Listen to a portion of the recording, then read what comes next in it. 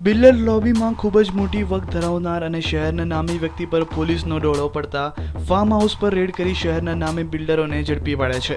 ત્યારે બીજી બાજુ બોપલ પોલીસ પકડાયેલા તમામ આરોપીઓને છાવરવાનો પૂરેપૂરો પ્રયાસ કરી રહી હોય તેવું સ્પષ્ટપણે દેખાઈ આવ્યું હતું। અંદાજિત 33,000નો દારૂ બોપલ પોલીસે પકડ્યો હતો અને તેમ નહોતું કેમ કે આ સમગ્ર બનાવથી મીડિયાથી દૂર રાખવામાં આવી હતી અને તેના પરથી બોપલ પોલીસે ભીનું સંકેલી લેવાનો પ્રયાસ કર્યો હતો। તે વાતને પણ નકારી શકાય તેમ નથી। શેખર ગોવિંદભાઈ પટેલ, અજય કુમાર સત્યનારાયણ પાંડે, અરુણ કુમાર ચંદ્રબલી પાંડે, વિજય મનોહરલાલ પાંડે, રમેશસિંહ તોમર, કપિલ રવિચંદ્ર સિંહ, ઇસ્કોન ફાર્મ આ તમામ લોકો દારૂની મહેફિલ માણતા ઝડપાઈ ચૂક્યા છે।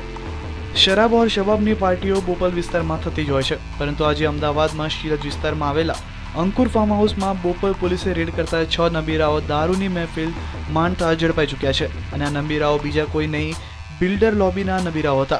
ગણેશ હાઉસિંગ બિલ્ડરના શેખર પટેલ પણ આ પાર્ટીમાં દારૂ મહેફિલ માણતા પકડાયા છે। બોપલ પોલીસ પણ આ મોટી બગ ધરાવનાર બિલ્ડર ગ્રુપ સામે જાણે કે ઝૂકી ગઈ હોય તેમ દેખાઈ આવતું હતું। બોપલ પોલીસ દ્વારા ગુનેગારોને સાચવવામાં આવી રહ્યા હતા અને નવાઈની વાત તો ત્યાં છે કે જ્યારે મુખ્ય ગુનેગાર શેખર પટેલને મીડિયા સમક્ષ લાવવાની વાત થઈ ત્યારે શેખર પટેલ પણ પોતાનું મોઢું સંતાડી રહ્યા હતા અને પોલીસ પણ શેખર પટેલનો લૂલો બચાવ કરી રહી હોય તેમ લાગી રહ્યું હતું। Kashyap Joshi, news online, Ahmedabad.